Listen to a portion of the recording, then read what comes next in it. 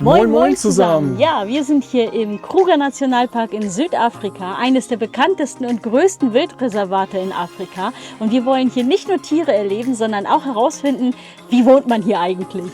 Genau, und dafür haben wir verschiedene Unterkünfte ausprobiert, vom gemütlichen Gasthaus über moderne Hotels bis zu einer richtigen Luxus-Safari-Lodge. Und wir sagen euch in diesem Video ganz ehrlich, wo lohnt es sich Geld auszugeben und wo nicht. Also unbedingt dranbleiben. Gestartet sind wir außerhalb des Parks, im Marlotte Park in der Kruger Private Lodge. Von hier aus hat man einen fantastischen Blick auf den Crocodile River und manchmal sogar auf die Tiere im Kruger auf der anderen Flussseite. Genau, und nicht nur das, sondern wir haben auch Kudos sogar gefüttert. Die kommen im Marlotte Park, kommen die Wildtiere auch direkt an die Lodges oder an die Gasthäuser ran. Das ist natürlich einfach ein unglaubliches Erlebnis. Wir haben kleine Affen gesehen, Impalas, also wirklich ganz, ganz toll. Die Zimmer sind groß, das Frühstück wirklich sehr gut, auf Sonderwünsche wird eingegangen, also egal ob ihr vegan seid oder Brot nicht vertragt oder was auch immer. Also hier hat das alles wunderbar geklappt, das haben wir auch bei anderen Gästen gesehen und bei uns auch, wir sind ja vegan. Ja, und es war alles wirklich toll. Abends gibt es für rund 15 € pro Person ein 3-Gänge-Menü oder auch mal einen Grillabend, je nachdem. Und wir fanden einfach das Preis-Leistungs-Verhältnis richtig gut. Wir haben 115 € die Nacht bezahlt und ja, einfach die Freundlichkeit war einfach toll. Also man hat sich wirklich willkommen und wie zu Hause gefühlt. Von dort ging es hinein in den Park, ins größte Camp, Skukuza. Hier haben wir in der Skukuza Safari Lodge übernachtet. Das ist ein modernes Hotel im Business-Stil. Genau, wir haben ein Frühstücksbuffet gehabt, Pool gibt es da, Fitnessstudio kann man nutzen. Wir haben auch den Wäscheservice genutzt. Am selben Tag haben wir sogar noch die Wäsche auch zurückbekommen abends. Hat alles wirklich wunderbar funktioniert zu moderaten Preisen. Wir haben 120 € die Nacht bezahlt, also wirklich ein fairer Preis, wie wir finden. Man kann abends entweder à la carte essen oder auch das Dinnerbuffet nutzen für ca. 15 € pro Person. Der Vorteil an dieser Unterkunft ist einfach, dass man schon in dem Camp selber drin ist, sozusagen. Also wenn die um 6 Uhr zurzeit die Tore aufgemacht werden, dann ist man im Park und kann direkt mit der Tierbeobachtung starten und muss nicht erst noch am Gate stehen und in den Kruger einfahren. Und womöglich auch noch eine lange Anfahrt, ne? Genau, also das fanden wir sehr gut. Dafür ist das Hotel natürlich nicht ganz so persönlich. Es ist halt einfach ein Business-Hotel, aber uns hat es sehr gut gefallen und Betten waren auch sehr bequem, also wirklich alles völlig in Ordnung. Ja, unser dritter Stopp war gleichzeitig auch der teuerste. Die Huyo Huyo Safari Lodge kostet rund 700 € pro Nacht. Dafür sind aber auch die Game Drives, Getränke und ein 3-Gänge-Menü am Lagerfeuer inklusive. Klingt nach Luxus. Und die Lage mitten in der Wildnis ist natürlich auch wirklich beeindruckend. Es gibt keine Zäune, das heißt, man ist direkt an den Wildtieren dran. Es gibt ein Wasserloch, was zwar künstlich ist, aber was direkt in Front sozusagen von der ganzen Lodge ist. Das heißt, man kann da schön beim Frühstücken den Tieren zugucken. Oder auch abends. Und das ist natürlich wirklich toll. Auch die Häuser an sich sind wirklich sehr schön hergerichtet im afrikanischen Stil, so kleine runde Häuser. Und das Flair, also von der Architektur her, war auf jeden Fall richtig, richtig toll und hat uns wirklich gut gefallen.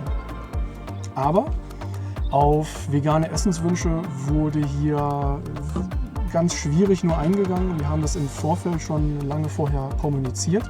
Das heißt, die Lodge wusste Bescheid. Und als wir ankamen, haben wir das ganz normale Abendmenü bekommen. Da war viel Fleisch mit dabei. Ein bisschen was Vegetarisches und es gestaltete sich erstmal schwierig, überhaupt da irgendwie für uns was Passendes oder ein passendes Menü zu finden. Das haben wir uns im Vorfeld anders vorgestellt, weil es war ja lange Zeit vorher kommuniziert und für den Preis, also in dem Segment für eine Luxuslodge, muss es einfach viel, viel besser funktionieren. Das hat uns erstmal enttäuscht.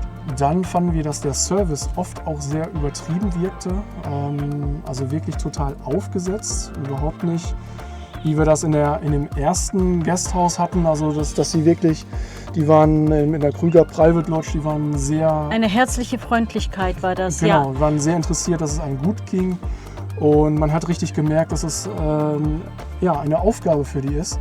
Und hier in der Huyo Huyo Safari Lodge war das eher so geschauspielert, also schlecht geschauspielert. Wirklich schlecht geschauspielert. Man hatte sich auch richtig unwohl gefühlt, also weil man merkte, es ist weiß ich nicht, es ist keine richtige Herzlichkeit Ja. vorhanden. Mir ist ein Fehler passiert. Ich habe meine tolle neue Fließjacke dort vergessen. Wir hatten direkt bevor wir das Zimmer abgeschlossen haben, wir noch ein Foto gemacht und die Fließjacke hing noch da.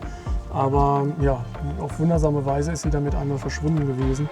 Und die haben sich auch erstmal gar nicht gemeldet und man musste eine zweite E-Mail schreiben, bevor die sich überhaupt melden und dann gesagt, nee, wir haben sie nicht.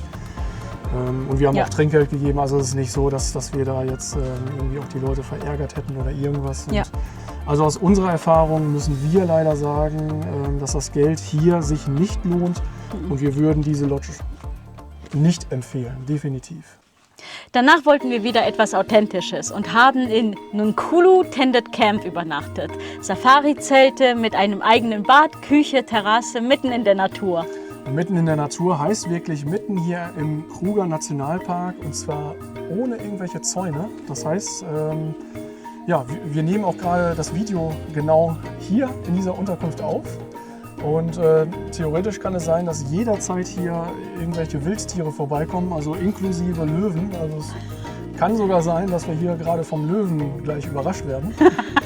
Ja, momentan sehe ich hier nur im Palas, genau. Und das ist natürlich richtig mega, weil die sind halt 1 Meter nur voneinander. Oder du bist doch gerade an einem vorbeigegangen. Bin an einem vorbeigegangen und habe es noch nicht mal richtig gecheckt sozusagen. Impala guckte nur so, okay. Das war total witzig. Man hat auch einen schönen Ausblick hier auf den Fluss, Sabi. Und ja, es ist einfach hier, man ist direkt mitten in der Natur. Man hört nachts die Tiere, es ist halt ein Zelt, aber trotzdem mit allen Annehmlichkeiten, mit Klimaanlage, mit Küche. Man hat ein eigenes, also ein Badezimmer, was halt hinten dran ist. Sieht wirklich luxuriös aus mit Turn-Down-Service und allem möglichen. Richtig gut. Es ist Selbstversorger-Apartment, das muss man halt wissen. Das heißt, man muss halt selber kochen oder hier in dem Camp kann man bis 16 Uhr auch noch was zu essen bekommen. Aber gut, das muss man halt vorher wissen natürlich. Und wenn man sich darauf einlassen kann, ist das natürlich auch eine tolle Unterkunft. Kostenpunkt hier liegt ungefähr so bei 190 €. Finden wir noch für dieses Erlebnis moderat. Ja, es ist teuer, okay. Aber dafür ist es eben auch etwas Außergewöhnliches. Ja, und nach all diesen Erfahrungen würden wir sagen, man muss nicht immer die teuerste Lodge buchen, um ein großartiges Kruger-Erlebnis zu haben. Genau, unsere Favoriten waren definitiv die Kruger Private Lodge, die im Malot Park außerhalb liegt. Wenn man jetzt aber unbedingt innerhalb des Parks sein möchte, kann man auch Restcamps buchen. Das geht über die Seite von dem Sunpark. Da muss man allerdings sagen, einige Zeit im Voraus sollte man seine Reise schon planen, weil die sind sehr schnell ausgebucht. Sie sind günstig oder günstiger.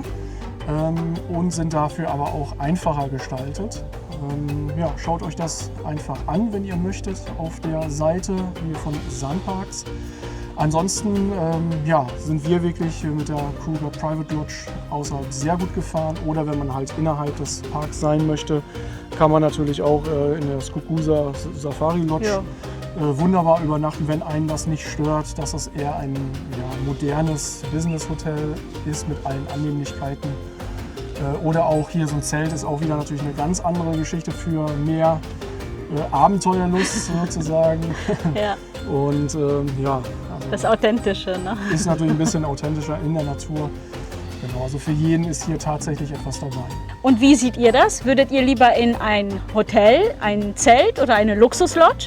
Schreibt uns doch eure Meinung in die Kommentare. Ja, wir genießen hier noch den Sonnenuntergang direkt im Kruger Park mitten in der Natur. Wir sagen danke fürs Zuschauen. Lasst gerne ein Like oder natürlich auch ein Abo da, wenn ihr an weiteren ehrlichen Reiseberichten interessiert seid. Wir erzählen natürlich auch von unserer Erfahrung hier im Kruger Nationalpark und auch überhaupt in Südafrika und auch von anderen Ländern.